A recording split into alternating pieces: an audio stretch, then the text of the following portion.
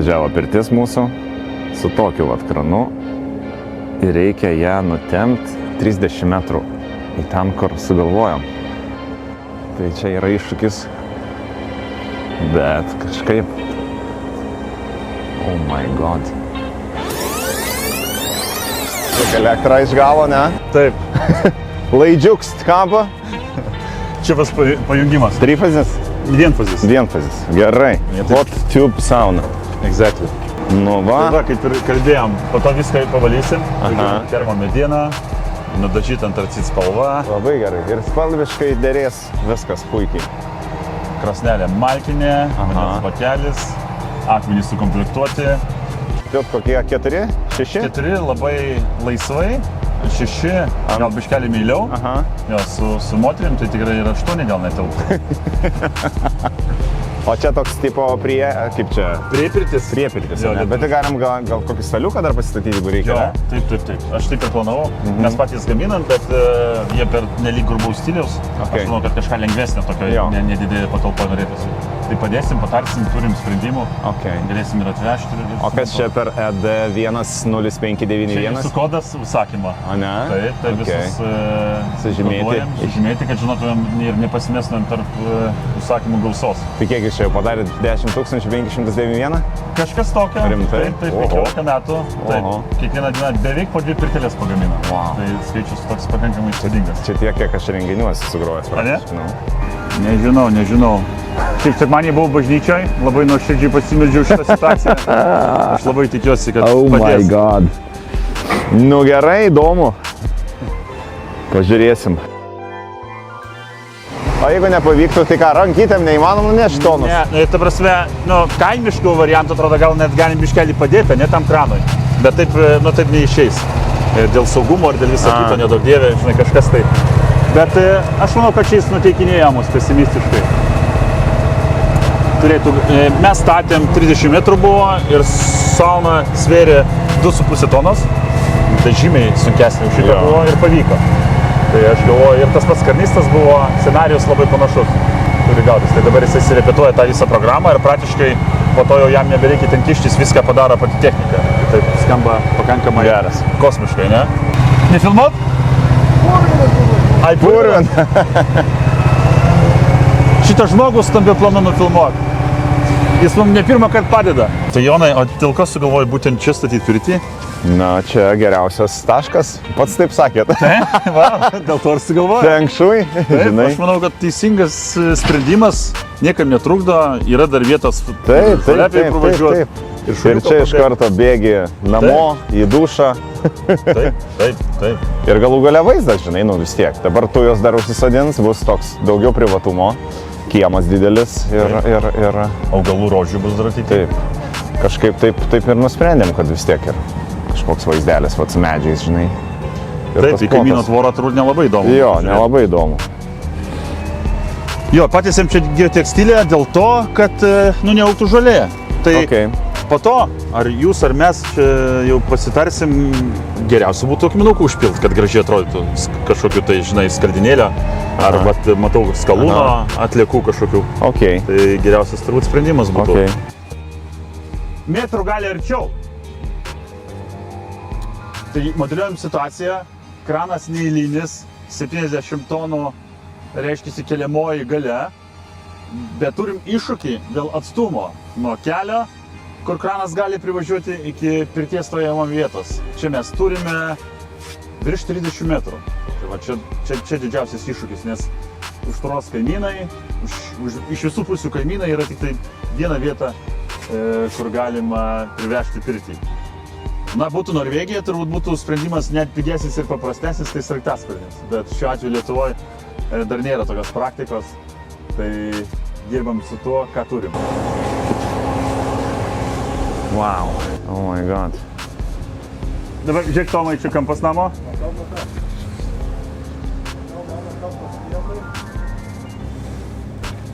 Nu, kaip čia buvus?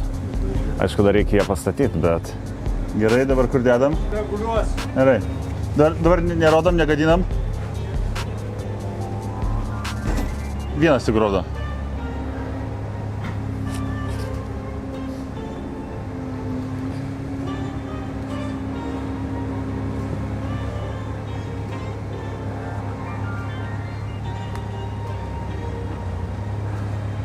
Dabar reikia gerai padėti, taisyklingai.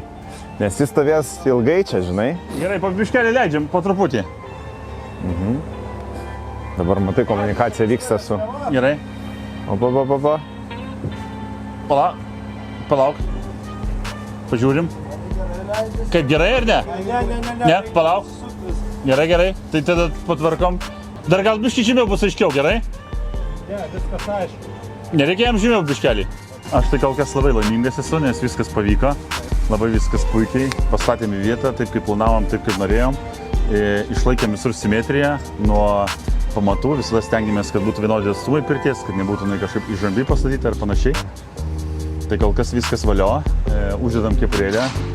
Paskutinį štrichą ant kamino pirtelės. Na ir parodysim, ką mes čia turim pirtelėje ir kaip jie reikės naudotis. Dabar tai tikras dovanos išpakavimas. Hop. O kodėl tas žalias būna uždėtas? Kad stiklas, durys stiklinės gali darinėtis nedaug dievė ir gali sudužti. Okay. Tai kad taip aš čia galvoju, kad žinai, jau tas paskutinis atkirpimas tai dovanos. Gal klaidą padariau, reikėjo tavo pačiam, bet atsiprašau. Koks kvapas geras. Welcome to pirties crib. Metas pakurt. Visiškai nerealiai. Pažiūrėkit, koks vaizdas. Galiu pasakyti, tik šalta. Kodėl taip šalta? Gerai, čia taip pat kaip Palangoje, ar ne? Vandens prisipilsim, čia akmenys susidės. Taip. O per kiek laiko iššils? Tai ši pirtelė, kas yra labai svarbu ir ką visiems labai akcentuoju, kad pats svarbiausias dalykas, tai kad krosnelės akmenys įkaistų. Pati zona netgi galima kūrenti atvirom durim ir laukti tada, kada akmenys tikrai įkaista ir kada gaunasi labai geras garas, kad nuo viršutinių akmenų jau garuoja. Ne tai, kad vanduotas nubėga į apačią ir nuo metalo garas atsiranda, bet visas tas garas turi atsirasti nuo viršutinių akmenų. Va tada galima eiti į pirtį. Tai mano rekomendacija yra, iškūrini taip, kad ateini į pirtį, jinai būna vėsi, bet tada užpili garą ir per pakaršta. Tai kuo daugiau drėgmės, tuo maloniau. Idealus šiaip klimatas skaitosi mikroklimatas pirty 60 laipsnių temperatūra ir 60% drėgmės. Tai palaikyti pakankamai sudėtinga. Žmonės būna dažnai padaro klaidą, kad užsidarę duris kūrena, pirtelė labai greitai prikaista, super greitai. Nu, per 20 minučių jau praktiškai jinai yra karšta. Bet akmenys dar yra šalti. Tai vadinasi, kad va, tai yra blogai. Reikia palaukti, kad akmenys įkaistų. O per kiek jie įkais? Tai mano vertinimu ir mano mintys yra tokios, kad šita pirtelė turėtų per 1,5 valandos šitie akmenys turėtų įkaisti tikrai normaliai, nes turis yra mažas, krosnelė yra pakankamai galinga, čia tilps daug akmenų, mes viską sudėsim. Šiandien, kas yra labai svarbu, ką noriu pabrėžti, kad visada, kai kūrenat, vandens bakeliai turi būti vandens. Nebūtinai pilnas, bet 3/4 jo pageidautina, kad būtų, nes gali deformuotis tiesiog be vandens. Kas yra labai svarbu tarp tų užėjimų pirtelės, tai užėjimų pirtinimuose. Tai man labai patinka ir labai rekomenduoju, kai pasikaitinat, išeinat į priepirtį atsivėsinti ar ten išgerti vandens arbatos, tai pradaro dureles, pradarot langą, leidžiat išeiti pasimainyti orui, akmenys karšti, mes neperginam, kad pirtis atšals, užsidarot vėl grįžę, o per traukėlės grįžtat atgal į pirtelę, užsidarot langelį ir vėl pilat vandenį, karštą vandenį akmenų ir turit vėl garo ir vėl karštą. Ir kiek užėjimų? Mano rekomendacijos yra, kad 4 užėjimai, įprastai aš tiek darau, kad 4 užėjimus. Užėjimo trukmė čia priklauso labai dideliai nuo žmogaus, būkit tol, kol yra labai gera ir jokiais būdais nereikia kentėti, mėgautis tiesiog reikia to proceso. Ir jeigu jau pajautėt, kad norisi išeiti, tai vadinasi jau truputį per vėlai, nes turėtų taip natūraliai pasijaustas momentas, kad enough. Ir išeinam. Čia yra karščio atspari plokštė, tai mes ją montuojam dėl to, kad medinės konstrukcijos, kaip sakyt, būtų apsaugotos nuo karščio ir kad neįvyktų kažkokių tai nelaimių. Tai kur yra pavojinga, sakykime, akmenys natūralu, jie bus karšti, jie pavojingi, bakelis, vanduo, kokios bus temperatūros, tokia bus bakelio temperatūra. Čia bus visiškai vėsu, pakankamai saugu liestis. Šita dalis yra pati pavojingiausia. Tai va čia reikia būti atsargiam ir, kaip sakyti, nečiupinėti. Bet, akivaizdžiai matosi, kad jinai yra karšta ir jau, kaip sakant, manau, kad nekils noro paliesti. O vandenį čia keisti reikia dažnai, jis įsileis. Vanduo įsileidžia šio kranelio pagalba. Bet jis įsileidžia į bliuduką, kad galėtum pilt ant akmenų, ar jis kam reikalingas? Taip, aš netgi siūlyčiau, kad būtų paprasčiau ir taip toliau, laikai samtelį, prisipili vandens kiek nori samtelį ir ant akmenų užpilot. Ir viskas.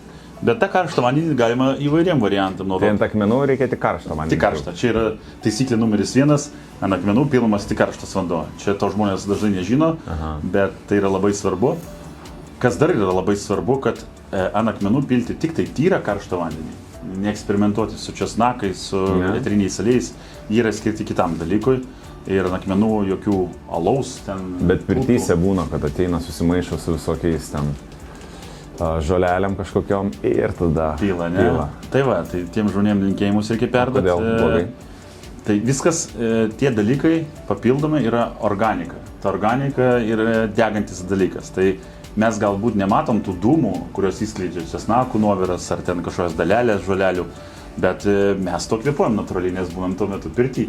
Tai patarimas yra naudoti tik tai karštą tyrą vandenį garų išgauti, o tos papildomus dalykus, eterinius aliejus, galima naudoti pirty, bet jais reikia šlakstyti gultus, šlakstyti sienas. Nereikia bijoti, nes pirtis ar taip šlapias daiktas iš principo. Tai žodžiu, jokių būdų ant akmenų nepilt, tik tai vanduo, tyras. Tikrai. Tyras, karštas. O tuos vanduo. visus galima. Jo, ant gultų, ant sienų įprastai, ant sienų yra labai geras ir patirtinas dalykas. Tai aišku irgi nepadauginti, nes turi būti malonu, neturi būti aštrių pojūčių pirty, kad ir to pačio didelio karščio, taip pat kažkokių aštrių kvapų, tai mažins komfortą. Mes aukštį gultų parinkom pagal paties ūgį, kad būtų komfortabilu. Aš labai tikiuosi, kad jūs naudosit vantas. Ačiū.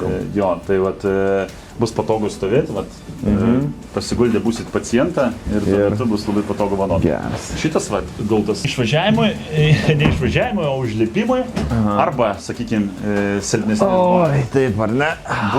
Būtent. Tik tai aš labai tikiuosi, kad nesustriukė. Jo. O čia, sakykime, kam labai karšta, galima irgi prisėsti į apačią.